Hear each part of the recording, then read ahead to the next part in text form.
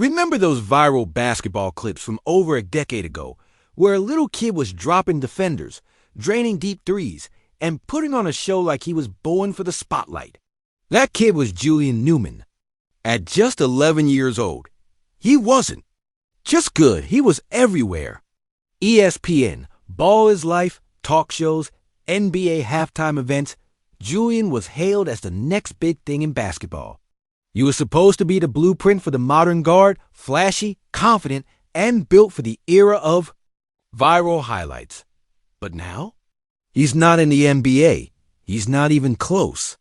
In fact, his basketball journey has taken such a strange, winding turn that it feels like we're talking about someone who peaked before puberty and never quite recovered. So what really happened? How did a child prodigy with the whole world watch him become one of the biggest busts in modern high school basketball history? The answer may just surprise you to understand how Julian Newman ended up on such a strange path.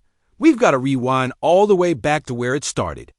Julian was born into a basketball-obsessed family.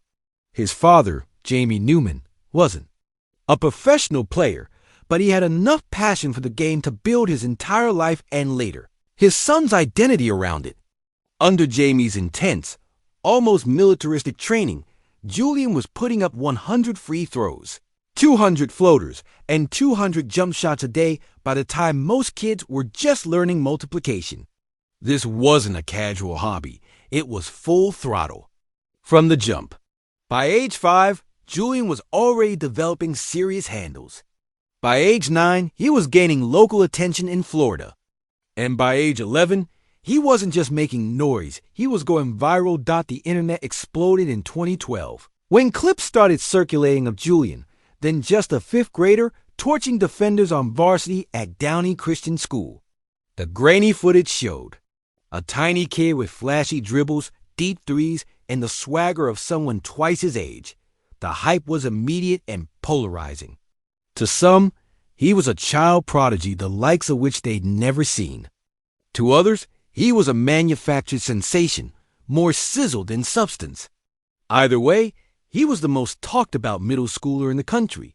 Julian originally went to public school, but his father took a job teaching and coaching at Downey Christian, a small private school where Julian could play under him and shine. And boy, did he. As a 5th grade, 4'5" point guard, he averaged 12.4 points, 11 assists, and 4.3 steals in his first 3 varsity starts, leading the team to a 21-6 record. The numbers were eye-popping. But even more than the stats, it was the style that grabbed people. He was small, but he played loud. In middle school, Julian scored 91 points in a single game. Yes, 91. Videos of him dropping defenders and launching half-court shots regularly hit millions of views. One mixtape alone cleared 3.5 million. National media picked up on the buzz. Sports Illustrated, The New York Times, Ellen, Good Morning America. He even performed at halftime of an Orlando Magic game and was featured in TV segments as the future of basketball. One highlight tape, where he dropped 52 points against top recruit Kyrie Walker, got over 13 million views. He was labeled the best 6th grade player you've ever seen. And honestly, it wasn't hard to believe. He was scoring, passing, and dribbling circles around kids far older and far bigger. By 7th grade, he had hit 1,000 varsity points, averaging nearly 20 points and 10 assists per game. By 8th grade, he was a household name in the basketball community. But that's also where the story slowly started to shift. As Julian entered high school, the numbers kept climbing. He broke the Florida prep scoring record, finishing with over 6,200 career points, 4th most in the nation's history. He also set marks for 3-pointers made and assists, becoming the kind of stat sheet monster that should have been irresistible to recruiters. But something felt off. Despite all the accolades, the buzz was dying. By the time he was a senior, major recruiting sites barely even had him ranked. Scouts weren't showing up. Big-name colleges weren't calling. And slowly, the viral phenom who once owned the internet was starting to fade into the background. On paper, Julian should have been a lock for at least a solid Division I offer. But real basketball people saw what the mixtapes didn't show. They saw the flaws, they saw the limitations, and they saw the marketing machine more than the raw, translatable game. His senior year was spent at Prodigy Prep, a basketball program created by his father specifically for Julian. And while it gave him full control of his image and play style, it also exposed him against real competition. His senior year was supposed to be his victory lap. After years of viral mixtapes, national headlines, and middle school hype, Julian. Newman wasn't just playing basketball, he was basketball media. So when his family created Prodigy Prep, a hand-built program designed around Julian, it looked like the final piece of the plan. Total control, custom team, personalized schedule. He wasn't just the star, he was the program dot. But here's the thing about building your own kingdom. Eventually the outside world comes knocking. And when it did, Julian wasn't ready. Let's start with LaMelo Ball. In one of the most anticipated matchups in high school hoops, Julian finally squared off against another internet phenom, LaMelo. Except this time, the cameras didn't capture Julian dominating. They caught him unraveling. LaMelo, who'd spent time in Lithuania, played in Australia's Pro League, and was battle-tested against grown men, looked calm, collected, and on another level. Julian, by contrast, looked outmatched. The flashy handles and deep threes didn't work against elite defenders. The same moves that made him a middle school sensation now looked forced, predictable, even ineffective. It wasn't just one bad game, it was a reality check. Against real competition, Julian's limitations were clear. He was undersized, lacked elite athleticism, didn't defend at a high level, and played more for the camera than the scoreboard. Scouts notice, coaches notice. Even fans started to shift. The kid who once looked like the future now looked like a cautionary tale. Julian eventually declared for the 2022 NBA draft, but went undrafted. He didn't receive any summer league invites, and no G League teams picked him up. He ended up playing in the Junior Basketball Association, the league created by LaVar Ball, and later signed with some overseas teams, including in the Mexican League and even briefly in Russia, but none of it stuck. His name no longer carried weight. The viral sensation that once dominated highlight reels had become a basketball journeyman, struggling to find a home. Julian Newman didn't fail because he wasn't talented. He failed because the spotlight came too early, the hype machine ran too hot, and the development didn't match the exposure. He was marketed as a finished product before he even hit high school. And by the time the world expected greatness, he was still trying to catch up. So where is he now? Julian is still chasing the dream. He's playing overseas, training, and occasionally posting updates online. The fan base isn't what it used to be, but the fire's still there. And maybe, just maybe, if he keeps grinding, he'll carve out a role somewhere. But as it stands, Julian Newman serves as a modern parable in the age of social media. A reminder that hype fades, but the game always tells the truth. The last year of playing professional basketball overseas, LaMelo Ball returned looking like a future NBA point guard. Meanwhile, Julian Newman was still stuck in his signature spin moves and heat-check threes. LaMelo casually dropped a triple-double controlled. The pace got teammates involved, made the game look effortless. Julian, he looked like a kid trying to keep up, because that's exactly what he was. Then came IG Academy, not just one player, an entire roster full of 4-star and 5-star recruits. Real athletes, real size, real defense. And when Prodigy Prep stepped on the floor with IMG, the fantasy ended. The game wasn't competitive. It wasn't even close. IMG won by 60. Julian was visibly frustrated. The flashy handles that once racked up millions of views on YouTube, they didn't matter anymore, not at this level.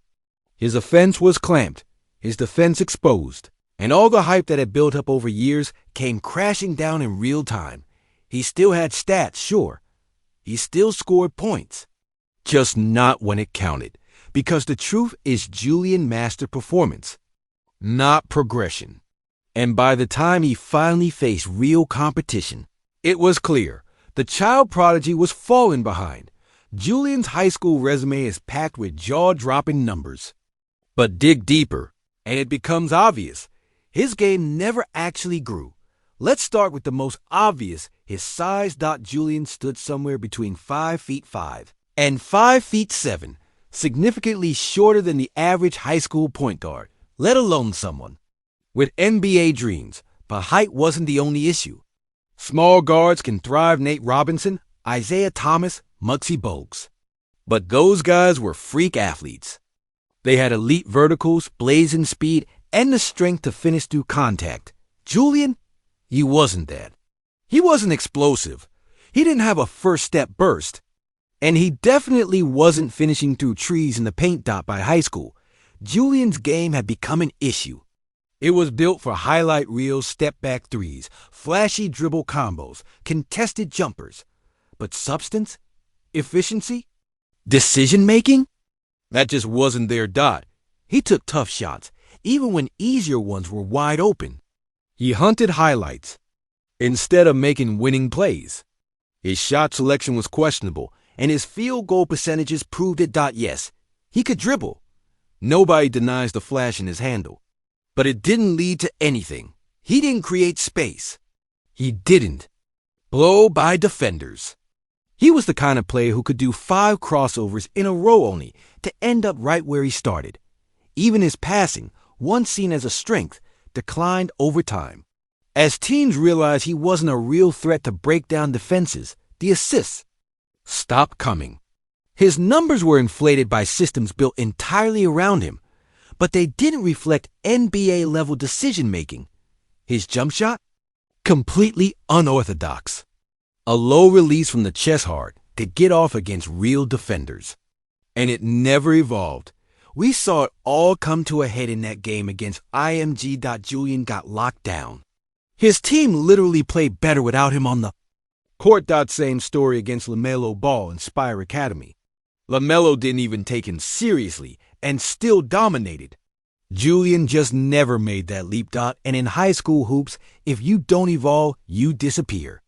Especially when you're great really young, because if you don't make it, the fall from grace is brutal. But Julian's downfall wasn't just about skill. It was about intangibles, mindset, maturity, how you handle pressure. As his game plateaued, the antics started drawing more attention than the basketball, fights, outbursts, drama. He once threw a chair at a player during the IMG game. Got in fights at practice. Rumors of locker room tension spread. People started saying it. Julian wasn't coachable. He acted like a star, even as the spotlight dimmed. He had talent, sure, but he also had an ego. And when you're trying to climb the ranks in college or pro basketball, that combo, it scares away more doors than it opens. So what happened after high school? The college doors never opened. The overseas dreams, they never materialized. Julian moved to Las Vegas, stayed active on social media, teased a YouTube channel and a one-on-one series called Beat Julian Newman. There were whispers about a G League tryout, supposedly with help from Mark Cuban, but nothing came of it. Then, quietly, he made a return. Julian Newman finally made his college debut at 23 years old. Not at Duke, not even a Division I school, but at Bethesda University, an unranked program not even affiliated with the NCAA. And the results? Brutal. In 4 games, Julian averaged just 3 points per game on 12% shooting. 0 for 7. From 3, 33% from the free throw line. Never cracked double-digit scoring. His team lost by an average of 53 points. 1 game? They lost by 6-9. Julian looked like a rec league gunner, not a former prodigy. This wasn't a redemption arc. It was confirmation. The skills that made him famous online never translated to real competition. Even at the lowest college level, Julian looked lost. For a kid once dubbed the future of basketball, this wasn't just a bad debut. It was the collapse of a myth. So here's the question. Was Julian Newman ever really that good? As a kid? No doubt. He was ahead of the curve. He worked hard. He believed in himself. And he was electric to watch. But the game got better. And he didn't. Julian Newman is a reminder. Early success doesn't guarantee long-term greatness. Especially when development is sacrificed for attention. When performance is sacrificed for the brand. When humility is replaced by hype, he had the talent. He had the audience.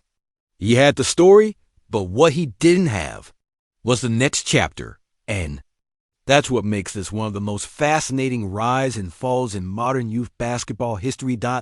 So, what do you think? Did you ever believe Julian was the next big thing? Or did you see the bus coming from the start? Let us know in the comments. Because even if he never touched the NBA, Julian Newman was a moment. And that moment, it'll always be unforgettable.